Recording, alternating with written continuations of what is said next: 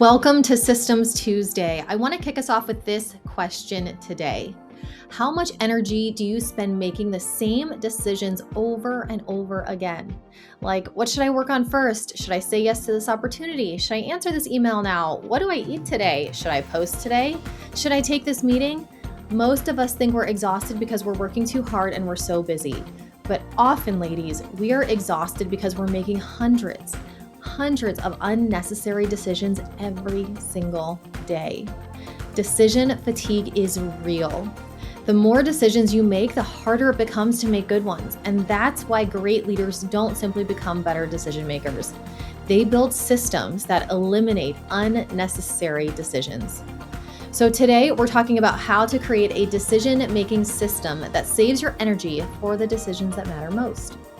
And I know if you've been following me for a while, you probably realize this, but I love to share pieces of my story and my journey because I want you to know you are not alone in this. I've been there. I am always a work in progress myself, but you're not alone. I've been here and I've done this. And so there was a time where every day felt very, very reactive for me as I was building my business. I'd open my computer and I'd immediately start asking myself, okay, what do I work on first?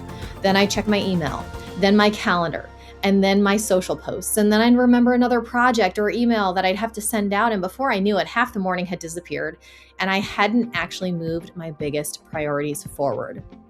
I was so busy. So it wasn't that I was unmotivated. What was happening is I was making too many decisions. Every task required another choice. Every interruption pulled me in a different direction, and eventually I realized this is not working. I am not growing. I'm not expanding how I want to. My reach it's not getting to where it needs to be. And if I wanted to lead well, if I wanted to serve my clients well, and if I wanted to grow, I could not begin every day deciding what mattered then. I needed to decide that before the day ever started. And when I changed this, my stress decreased. I'm still stressed, don't get me wrong, but it increased my focus and it helped me become much more intentional and productive because systems remove unnecessary decisions. And every decision you eliminate creates more capacity for the decisions that actually deserve your attention. So here's what I want you to remember today. The goal isn't to make more decisions. The goal is to make fewer better decisions, ladies. So I want to give you 3 systems that will help you do exactly that. The first system is this: make important decisions before you're tired. Too many people wait until the moment arrives to decide what they'll do. Should I work out? Should I make the sales call? Should I stay focused? Should I eat something healthy? By then, emotions are involved and distractions are involved and fatigue is involved. Instead, decide ahead of time. Don't wake up wondering if you're going to work out today. Schedule it. Don't wonder if you're going to work on your most important project. Time block it in your calendar. Don't ask yourself whether you'll spend time in prayer. Build it into your morning, ladies, because the fewer decisions you leave until the moment, the more likely you are to follow through. Here's the second system. Not every opportunity deserves a yes. And this is really, really tough, especially if you are trying to grow. You have all of these opportunities coming in front of you. But one of the hardest parts of leadership and growth is deciding what not to do. Every invitation, every meeting, every partnership, every project, every request, if you evaluate each one emotionally, you will become overwhelmed and exhausted. Instead, create filters. So you need to ask yourself, does this align with my mission? Does this support my priorities? You have your monthly 3, you have your weekly 3. Does this decision align with those? Do I have the capacity to do this well? Not just to fit it in your calendar, but do it well. What would I have to say no to if I said yes? So every decision is going to take time away from something else. So those 4 questions alone will save you hours of frustration. I encourage you, rewind this, write them down, and go through those filters with all of your decisions because a good opportunity isn't always the right opportunity, ladies. You have to filter through. And systems help you distinguish between those two. The third system I want you to walk away with today is this: Save your best thinking for your highest value work. I'm going to repeat that one because this is just so critical. Save your best thinking for your highest value work. Not every decision deserves equal attention. Don't spend 20 minutes deciding what to wear and 5 minutes planning your biggest priority. Protect your mental energy because it is limited.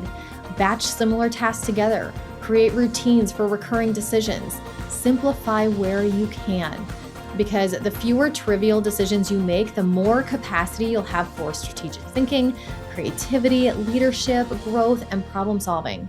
That's why many successful women wear similar clothing, eat similar breakfasts, or follow consistent morning routines. And I'll tell you, I eat the same thing every morning. My mornings are, they are very structured in what I am doing. I get up, I go for my walk, I have the same breakfast every day. I wear very similar things every day because it takes the decision making out of my day.